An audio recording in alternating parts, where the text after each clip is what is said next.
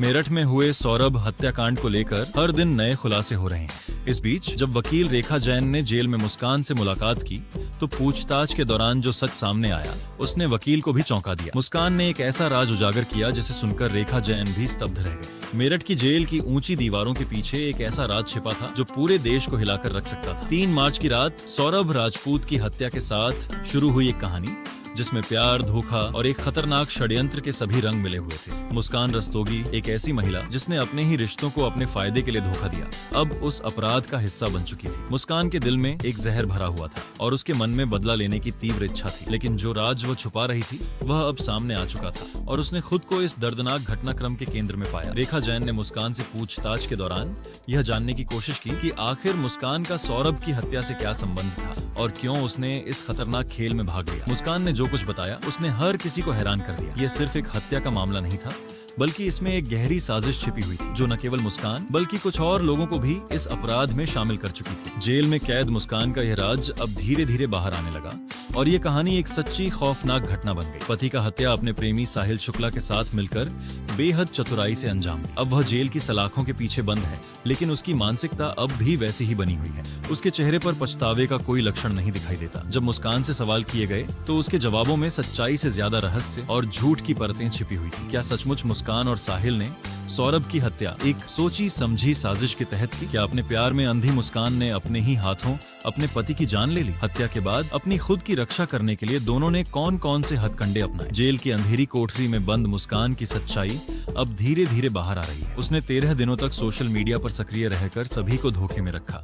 यह एक प्रेम कहानी थी जो विश्वासघात में बदल गई, एक हत्या जिसने कई खौफनाक राज अपने भीतर समेटे थे और अब अदालत में मुस्कान और साहिल इंसाफ की कसौटी पर खड़े हैं। क्या उनका प्यार जेल की दीवारों के बीच दम तोड़ देगा या इस मामले में कुछ नया मोड़ आएगा? सच्चाई जानने के लिए हमारे साथ जुड़े रहिए इस वीडियो के अंत तक, क्योंकि अब हम आपको बताएंगे वे सवाल जो मुस्कान और साहिल से पूछे गए थे और उनके जवाब जो इस मामले को और भी पेचीदा बना रहे हैं, इस मामले को और भी पेचीदा बनाता है। वीडियो में आगे बढ़ने से पहले हमारी एक छोटी सी रिक्वेस्ट है, सौरभ को इंसाफ दिलाने के लिए we want justice for Saurabh जरूर लिखें, साथ ही वीडियो को लाइक करें और चैनल को सब्सक्राइब करना न भूलें। मेरठ जेल में बंद सौरभ हत्याकांड के मुख्य आरोपी मुस्कान और साहिल ने सरकारी वकील से एक रिक्वेस्ट की थी। अब जब इस पूरे मामले पर सरकारी वकील से मुलाकात हुई तो वे अपने पैनल के 3 सदस्यों के साथ शुक्रवार शाम जेल पहुंचे। वहां उन्होंने अलग अलग बैरकों में जाकर मुस्कान से केस से जुड़ी जानकारी जुटाई। मुस्कान ने वकील से कहा कि जेल में उसकी और साहिल की मुलाकात करवा दी जाए और उन्हें जमानत दिलवाकर बाहर लाया जाए ताकि वे एक साथ रह सकें। इस पर वकील ने पूछा, क्या तुम दोनों ने कोर्ट मैरिज की है? क्या तुम शादी का कोई प्रमाण पेश कर सकती हो? क्योंकि जेल मैनुअल के अनुसार पति पत्नी को 15 दिन में एक बार मिलने की अनुमति तभी मिल सकती है जब वैध शादी का प्रमाण हो। मुस्कान इस सवाल का कोई ठोस सबूत पेश नहीं कर सकी। जेल पहुंची एडवोकेट रेखा जैन ने सबसे पहले दोनों को अपना परिचय दिया और कहा, मैं रेखा जैन काउंसिल मुस्कान और साहिल के केस की पैरवी कर रही हूं। मुस्कान और साहिल को उनके केस की पैरवी करने के लिए नामित की गई। एडवोकेट रेखा जैन ने दोनों से पूछा, क्या आप मुझे अपने वकील के रूप में स्वीकार करते हैं? मुस्कान और साहिल ने सहमति दी और इसके बाद रेखा जैन ने वकालतनामा पर हस्ताक्षर करवाए ताकि वह आधिकारिक रूप से उनके केस की पैरवी कर सकें। इसके बाद एडवोकेट ने FIR की कॉपी और केस की समरी रिपोर्ट भी अपने पास रख ली। अब रेखा जैन ने मुस्कान और साहिल से कुल 15 महत्वपूर्ण सवाल पूछे। दैनिक भास्कर की एक रिपोर्ट के अनुसार इन सवालों में से पहला सवाल था, वारदात के दिन क्या हुआ था? इस पर मुस्कान ने जवाब दिया, सौरभ अपने घर से खाना लाया था, उस रात हम दोनों का झगड़ा हुआ था, फिर वह कुछ देर के लिए बाहर चला गया, लौटने के बाद उसने खाना खाया और सोने चला गया, उसके बाद हमसे एक गलती हो गई। दूसरा सवाल था, ऐसी कौन सी परिस्थिति थी जिससे तुम दोनों हत्या करने पर उतारू हो गए? मुस्कान ने कहा, हमने ऐसा करने की सोची नहीं थी, हम बुरे लोग नहीं हैं। तीसरा सवाल था, तुम्हारा और साहिल का रिश्ता क्या है? मुस्कान ने जवाब दिया, पहले हम दोस्त थे लेकिन अब मैं साहिल से प्यार करती हूँ। चौथा सवाल था, साहिल तुम मुस्कान को कब से जानते हो और पहली मुलाकात कब हुई थी? इस पर साहिल ने जवाब दिया, हम पहले साथ पढ़ते थे फिर मिलने लगे, दोस्ती पहले से थी लेकिन बाद में हम दोनों एक दूसरे से प्यार करने लगे। पांचवा सवाल था, तुम दोनों के संबंध किस स्तर तक थे? इस पर साहिल ने कहा, हमारे संबंध वैसे ही थे जैसे एक पति और पत्नी के बीच होने चाहिए। छठा सवाल था, मुस्कान तुम्हारे और सौरभ के बीच रिश्ते कैसे थे? मुस्कान ने जवाब दिया, सौरभ एक अच्छा इंसान था, उसने हमेशा मेरा ख्याल रखा लेकिन फिर वह मुझे अकेला छोड़ गया। सातवां सवाल था, तुम्हारे और सौरभ के बीच कब से और किस बात पर झगड़ा हो रहा था? मुस्कान ने कहा, हमारे बीच करीब 2 साल से झगड़े हो रहे थे, मैं बहुत अकेली पड़ गई थी। आठवां सवाल था, मुस्कान क्या तुम सौरभ को तलाक देना चाहती थी? मुस्कान ने जवाब दिया, नहीं मैं उसे तलाक नहीं देना चाहती थी। नौवां सवाल था, सौरभ तुम्हें तलाक क्यों नहीं देना चाहता था? मुस्कान ने कहा, क्योंकि वह मुझसे प्यार करता था। 10वां सवाल था, मुस्कान तुम्हारे परिवार वाले तुम्हारे साथ क्यों नहीं आ रहे? मुस्कान ने जवाब दिया, क्योंकि उन्हें लगता है कि मैंने कुछ गलत किया है। 11वां सवाल था, तुम्हारी माँ ने ही तुम्हारे लिए फांसी की बात कह दी, क्या वह तुमसे पहले से ही नाराज थी? मुस्कान ने कहा, हाँ वह मुझसे पहले से ही नाराज रहती थी 12वां सवाल था, वारदात के दिन क्या तुम दोनों ने नशा किया था?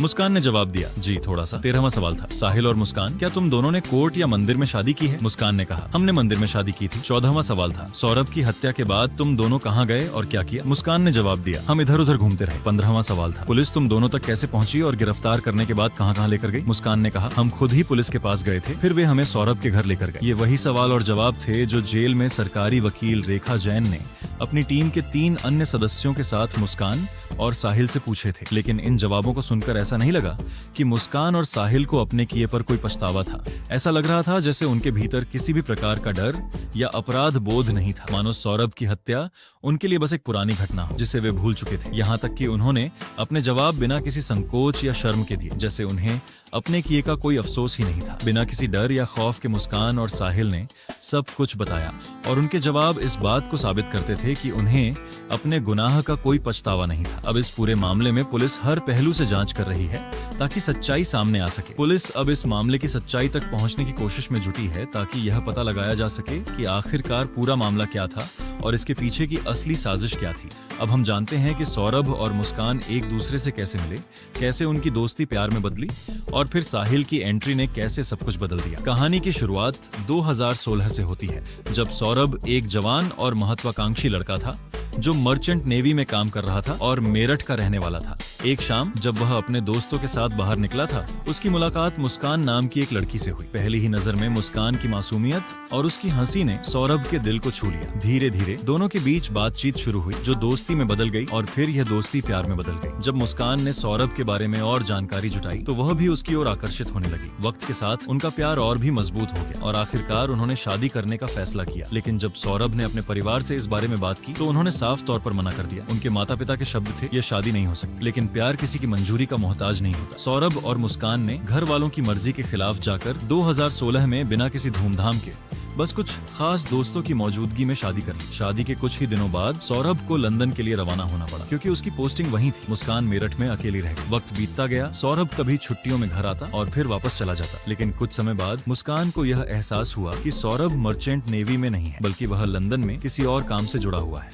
हालांकि ये बातें उनके रिश्ते के बीच कोई खलल नहीं डाल सकी और देखते ही देखते 3 साल का वक्त गुजर गया। 2019 आ गया और इन 3 सालों में मुस्कान और सौरभ के प्यार की निशानी के रूप में उनकी एक बेटी हुई। जब बेटी आई तो सौरभ के घर वालों का दिल थोड़ा पिघलने लगा और उन्होंने बेटी से मिलने की कोशिश की, लेकिन अब तक बहुत देर हो चुकी थी। सौरभ ने अपने परिवार से लगभग सभी रिश्ते तोड़ दिए थे और वह अपनी पत्नी और बेटी के साथ एक किराए के मकान में रहने लगा। उसकी नौकरी ऐसी थी कि वह साल के 9-10 महीने विदेश में रहता और महज 2-3 महीने ही मेरठ में बिताता। मुस्कान अकेली रह गई थी, अपनी बेटी का ख्याल रखती, उसे प्ले स्कूल छोड़ने और लाने का काम खुद करती। फिर आया 2021। इस दौरान दुनिया में कोरोना महामारी फैल चुकी थी। लॉकडाउन के चलते सौरभ कुछ समय के लिए वापस आ गया, लेकिन हालात सामान्य होते ही वह फिर से विदेश चला गया। इधर मुस्कान की जिंदगी में एक नया मोड़ आया। एक दिन जब वह अपनी बेटी को प्ले स्कूल छोड़ने जा रही थी, उसकी मुलाकात साहिल शुक्ला से हुई। वे दोनों बचपन में एक साथ पढ़े थे। साहिल ने मुस्कान को देखकर उससे बात की और धीरे धीरे मुस्कान और साहिल के बीच कॉल्स का सिलसिला भी शुरू हो गया। अकेलेपन में मुस्कान को एक नया हमदर्द मिल गया था। धीरे धीरे साहिल से उसकी दोस्ती गहरी होती गई और दोस्ती ने प्यार का रूप ले लिया। दोनों को खुद भी यह समझ नहीं आया कि कब दोस्ती प्यार में बदल गई। अब साहिल का मुस्कान के घर आना जाना आम हो गया था। जब बेटी स्कूल में होती तब दोनों साथ वक्त बिताने लगे। मकान मालिक को यह सब अजीब लगने लगा। 1-2 बार उसने देखा कि साहिल देर तक घर में बैठा रहता है, यहाँ तक कि एक बार उसने उन्हें शराब पीते हुए भी देख लिया। वह सोचने लगा, ये लड़का कौन है जो हर रोज आता है और इतनी देर तक रुकता है। फिर 2021 में सौरभ अचानक लंदन से वापस आ गया। उसने आते ही मकान मालिक से मुलाकात की और उसने धीरे से कह दिया, भाई साहब, आप जब सौरभ बाहर रहता था तो मकान मालिक ने उसकी गैर मौजूदगी में देखा कि कोई और यहाँ आकर वक्त बिताता था। ये बात सुनकर सौरभ के पैरों तले जमीन खिसक गई। वह सीधे घर आया और मुस्कान का फोन उठाया। हर शब्द जैसे उसके दिल में खंजर की तरह चुभ रहा था। उसे अब साफ समझ आ गया कि मुस्कान और साहिल के बीच केवल दोस्ती नहीं थी, बात उसे कहीं आगे बढ़ चुकी थी। सौरभ ने मुस्कान को सामने बिठाकर गुस्से में पूछा, ये सब क्या है? मुस्कान ने पहले झूठ बोलने की कोशिश की, लेकिन जब सौरभ ने सबूत सामने रख दिए तो वह चुप हो गई। इसके बाद बहस शुरू हो गई और बात इतनी बढ़ी कि झगड़ा और मारपीट तक पहुंच गया। गुस्से में सौरभ ने कहा, अगर तुम्हें साहिल चाहिए तो ठीक है, मैं तुम्हें आजाद करता हूँ। मुस्कान चुप रही क्योंकि अब तक उसके मन में सौरभ के लिए कोई भावनाएं नहीं बची थी। उसने इस रिश्ते को बचाने की कोई कोशिश नहीं की। इसके बाद सौरभ वापस लंदन चला गया और इस बार वह सिर्फ कुछ महीनों के लिए नहीं बल्कि पूरे 2 साल के लिए गया। इधर मुस्कान और साहिल का रिश्ता और गहरा हो गया। साहिल की जिंदगी में कई अजीबोगरीब घटनाएं हो चुकी थी। उसकी माँ माँ अब इस दुनिया में नहीं थी। लेकिन साहिल ने एक अजीब तरीका अपना लिया था। उसने अपनी माँ के नाम से एक स्नैपचैट अकाउंट बनाया था और उसी अकाउंट से वह अपनी माँ से बातें करता था। उसके फोन में एक नंबर सेव था जिससे वह लगातार बात करता और सवाल पूछता और अजीब तरह से जवाब भी वही से आता था। उसे यह यकीन हो गया था कि उसकी माँ अब भी उसकी जिंदगी का हिस्सा है और उसे सही राह दिखा रही है। जब मुस्कान को साहिल की इस आदत के बारे में पता चला तो उसने उसी अकाउंट से साहिल को मैसेज करना शुरू कर दिया। अंदाज वही था जैसे उसकी माँ उससे बातें कर रही हो और मुस्कान ने उसे यह एहसास दिलाया कि वह हमेशा उसके साथ है। लड़की है, वह तुम्हारी जिंदगी में आई है तो इसे मत खोना। वह तुम्हारा ख्याल रखेगी, तुम्हें कभी धोखा नहीं देगी, उसे हमेशा खुश रखना। ये संदेश जब साहिल ने स्नैपचैट पर पढ़ा तो उसने बड़बड़ाते हुए कहा, माँ अगर आप भी यही कह रही हैं तो फिर ये लड़की सच में मेरी किस्मत में है। अब साहिल को पूरा यकीन हो गया कि उसकी माँ खुद मुस्कान की तारीफ कर रही है और चाहती है कि वह मुस्कान से शादी करे। मुस्कान के लिए उसका प्यार पहले से कहीं ज्यादा गहरा हो गया था। इधर सौरभ धीरे धीरे मुस्कान की जिंदगी से पूरी तरह बाहर हो चुका था और सौरभ इस बार 2 साल तक वापस नहीं आया। इस दौरान स्नैपचैट ने साहिल और मुस्कान को और करीब ला दिया था। हालात ऐसे हो गए थे कि साहिल के लिए मुस्कान से दूर रहना लगभग नामुमकिन सा हो गया। एक दिन गुस्से में आकर उसने कहा, तुम सौरभ से तलाक लो और मुझसे शादी करो। मुस्कान ने उसकी बात सुनी लेकिन ठंडी आवाज में जवाब दिया, तलाक लेने से क्या होगा, सौरभ फिर भी आसपास रहेगा और हमें परेशान करेगा। अब साहिल के दिमाग में कुछ और ही चल रहा था। उसने मुस्कान की आंखों में देखा और धीरे से फुसफुसाया, तो रास्ता साफ करने का सिर्फ एक ही तरीका है, सौरभ को खत्म कर देना। मुस्कान ने साहिल की आंखों में देखा। वह मजाक नहीं कर रहा था। उसकी आवाज धीमी थी लेकिन उसमें एक अजीब सी गंभीरता थी। मुस्कान ने हैरानी से पूछा, क्या तुम सच कह रहे हो? साहिल ने हल्की मुस्कान के साथ जवाब दिया, हाँ, अगर वह जिंदा रहा तो हमारी जिंदगी बर्बाद कर देगा। इसे फिल्मी डायलॉग मत समझो, अब इसे सच करने का वक्त आ गया है। शुरुआत में मुस्कान को यह सुनकर झटका लगा लेकिन धीरे धीरे साहिल की बातों में आकर उसने भी मन बना लिया कि अगर सौरभ नहीं रहेगा तो उनकी जिंदगी आसान हो जाएगी। अब बस उन्हें सही मौका चाहिए था। साहिल के चेहरे पर एक अलग ही खुशी थी। उसे लग रहा था कि अब सब कुछ उसके नियंत्रण में है। मुस्कान और साहिल का प्यार अब अपनी खतरनाक दिशा में बढ़ चुका था और दोनों ने मिलकर सौरभ को रास्ते से हटाने का खतरनाक प्लान बनाना शुरू कर दिया था। साहिल का सपना था कि अब मुस्कान केवल उसकी हो और वह दोनों साथ में अपनी जिंदगी बिताएं। लेकिन इसके लिए सबसे पहले सौरभ को खत्म करना जरूरी था और यह एक बड़ा सवाल था कि कत्ल कैसे किया जाए। दोनों ने इसके लिए कई तरीके सोचे और इंटरनेट पर अलग अलग वीडियो देखे लेकिन हर बार कुछ न कुछ कमी महसूस होती थी। फिर आखिरकार उन्होंने तय किया कि सौरभ को पहले बेहोशी की दवा दी जाएगी और फिर चाकू से हमला किया जाएगा। साहिल ने मुस्कान से कहा कि वह पहले बेहोशी की सबसे तेज असर करने वाली दवा के बारे में जाने ताकि सौरभ को बेहोश करने के बाद वह जल्दी से मर सके। फिर दोनों ने इस दवा के लिए गूगल सर्च किया। अब दवा का इंतजाम तो हो रहा था लेकिन कत्ल के लिए एक बड़ा चाकू भी चाहिए था। साहिल ने मुस्कान को भेजा और कहा, 2 बड़े चाकू खरीद कर ला। मुस्कान एक दुकान पर पहुंची और दुकानदार ने जब इतने बड़े चाकू देखे तो वह हैरान हो गया और पूछा, इतने बड़े चाकू का क्या करेंगे? मुस्कान ने बिना झिझक कह दिया, मुर्गा काटने के लिए चाहिए। दुकानदार ने उसे 800 रुपए में 2 बड़े चाकू दे दिए। अब चाकू भी तैयार हो गए थे और दवा भी जुटाई जा रही थी लेकिन सवाल था, कत्ल के बाद लाश को कैसे छिपाया जाए? दोनों ने योजना बनाई कि सौरभ की लाश को किसी सुनसान जगह पर दफनाया जाएगा। सौरभ के परिवार से वैसे भी उसका कोई खास लगाव नहीं था और शादी के बाद वे पहले से ही नाराज थे, इसलिए अगर वह गायब हो जाता तो किसी को ज्यादा शक नहीं होता। लेकिन अब एक और सवाल था कि लाश को दफनाने के लिए गड्ढा कितना गहरा होना चाहिए। साहिल और मुस्कान को इस बारे में ज्यादा जानकारी नहीं थी। ऐसे में उन्होंने अपने दोस्तों से धीरे धीरे सवाल करना शुरू कर दिया। साहिल ने अपने दोस्त से आम बात करते हुए पूछा, अगर पूजा सामग्री को जमीन में दबाना हो तो कितना गहरा गड्ढा खोदना चाहिए? दोस्त ने जवाब दिया, बस हल्का सा खोद लो, ज्यादा गहरा नहीं चाहिए। अब उनके पास पूरी जानकारी थी और सब कुछ योजनाबद्ध तरीके से चल रहा था। दोनों की आंखों में कोई पछतावा नहीं था और उनका मकसद सिर्फ एक था, सौरभ को खत्म करके एक नए जीवन की शुरुआत करना। साहिल और मुस्कान ने अपनी खतरनाक योजना को अंतिम रूप देने के लिए एक नया तरीका ढूंढ लिया था। अब उन्हें लाश को दफनाने की बजाय किसी दूसरे तरीके से नष्ट करना था ताकि किसी को भी शक न हो। साहिल ने मुस्कान से कहा कि वे एक ड्रम खरीद कर उसमें सौरभ के शरीर के टुकड़े डालेंगे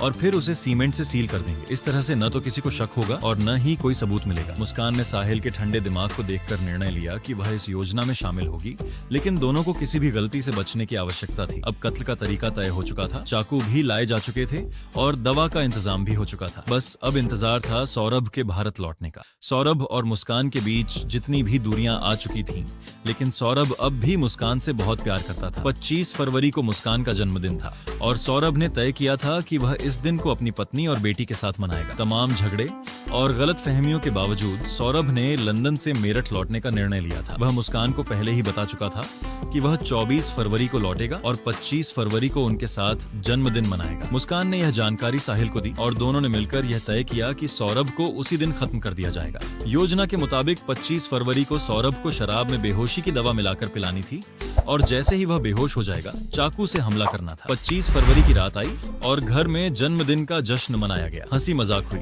लेकिन कोई नहीं जानता था कि यह खुशियों का दिन सौरभ के लिए आखिरी साबित होने वाला था। मुस्कान और साहिल का खौफनाक प्लान धीरे धीरे अपने अंतिम पड़ाव पर पहुंचने वाला था। 25 फरवरी की रात जब सौरभ ने मुस्कान के सामने खुशी खुशी केक काटा, तब मुस्कान के मन में मौत का खौफनाक साजिश चल रही थी। उसने शराब में बेहोशी की दवा मिलाई थी, लेकिन सौरभ ने हंसते हुए कह दिया, आज नहीं पाऊंगा। मुस्कान का चेहरा अचानक से उतर गया, क्योंकि उसकी पूरी योजना उस पल विफल हो गई थी। अब वह सौरभ को जबरदस्ती शराब नहीं पिला सकती थी, नहीं तो सब कुछ शक के घेरे में आ जाता। अगले दिन मुस्कान और साहिल दोनों परेशान थे। दोनों के चेहरे पर घबराहट साफ नजर आ रही थी। आखिरकार साहिल ने फैसला लिया कि 3 मार्च सही मौका है। मुस्कान ने पूछा, क्यों? तो साहिल ने जवाब दिया, क्योंकि 3 मार्च को हमारी बेटी का 2nd क्लास का आखिरी एग्जाम है और इस दिन वह अपनी माँ के पास जाएगी, जिससे घर में सिर्फ हम 2 ही रहेंगे। इस दिन के बाद वह अपने प्लान को अंजाम दे सकेंगे। मुस्कान ने इसे स्वीकार किया और अगली सुबह अपनी बेटी को माँ के पास छोड़ दिया। अब घर में सिर्फ सौरभ और मुस्कान थे। साहिल ने मुस्कान को प्लान समझाया और वह उसे पूरी तरह से अमल में लाने के लिए तैयार हो गई। रात का वक्त करीब आ रहा था। मुस्कान ने सोचा कि इस बार शराब में दवा मिलाने का तरीका नहीं चलेगा, इसलिए उसने कुछ नया सोचा। सौरभ को उसकी माँ के हाथों से बना हुआ कोफ्ता लाकर मुस्कान ने उसे गर्म करने के लिए कहा। मुस्कान ने उसी कोफ्ते में बेहोशी की दवा मिलाई और प्यार से उसे परोस दिया। सौरभ ने बिना किसी शक के खाना खा लिया। कुछ ही देर बाद उसकी आंखें भारी हो गईं और वह बेहोश हो गया। फिर रात के 12 बजे मुस्कान ने साहिल को फोन किया और कहा, वह बेहोश हो चुका है, अब आ जाओ। साहिल ने तुरंत बाइक स्टार्ट की और तेजी से मुस्कान के घर पहुंच गया। दोनों ने चाकू निकाले और अगले कदम की ओर बढ़ने के लिए तैयार हो गए। इस खेल का आखिरी और सबसे खौफनाक कदम उठाने का वक्त आ चुका था। मुस्कान के हाथ कांप रहे थे, दिल तेजी से धड़क रहा था, खंजर हाथ में था, लेकिन हिम्मत जवाब दे रही थी। वह घबराई हुई नजरों से साहिल की तरफ देखने लगी। मैं नहीं कर सकती। उसकी आवाज कांप गई। साहिल ने बिना कुछ कहे उसकी ठंडी हथेलियों को अपने गर्म हाथों में लिया। तुम्हें ही करना होगा, पत्नी हो, उसकी पहला बार तुम्हारा होगा।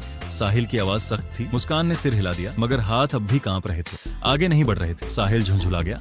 उसने मुस्कान का हाथ पकड़ा और धीरे धीरे खंजर को सौरभ के सीने की ओर ले गया। मुस्कान का पूरा शरीर थरथरा उठा। बस एक हल्का सा वार बाकी, मैं संभाल लूंगा, साहिल ने फुसफुसाया, लेकिन मुस्कान का हाथ अब भी रुका हुआ था। तभी अचानक साहिल ने उसकी हथेली पर जोर से दबाव डाला। खंजर पूरी ताकत से सौरभ के सीने में उतर गया। सौरभ की सांसें कुछ देर तक लड़खड़ाई, फिर सब कुछ शांत हो गया। कमरे में एक भयानक सन्नाटा पसर गया। मुस्कान शून्य खड़ी थी। उसके हाथ अब भी खंजर थामे हुए थे, लेकिन दिमाग जैसे शून्य हो चुका था। साहिल ने झटके से खंजर खींचा और ठंडी आवाज में बोला, अब इसे खत्म करते हैं। उसने जेब से एक तेज धार वाला चाकू निकाला और बिना रुके सौरभ की दोनों हथेलियां काट दी। खून फर्श पर फैलने लगा। मुस्कान कांपते हुए दीवार से जा सटी। उसकी आंखें डर से फैल गई थी, मगर साहिल के हाथ जरा भी नहीं कांपे। उसमें ना कोई झिझक थी, ना कोई पछतावा। साहिल ने सौरभ की गर्दन पकड़ी और एक झटके में सिर धड़ से अलग कर दिया। मुस्कान की रूह कांप गई, लेकिन अब पीछे हटने का कोई रास्ता नहीं था।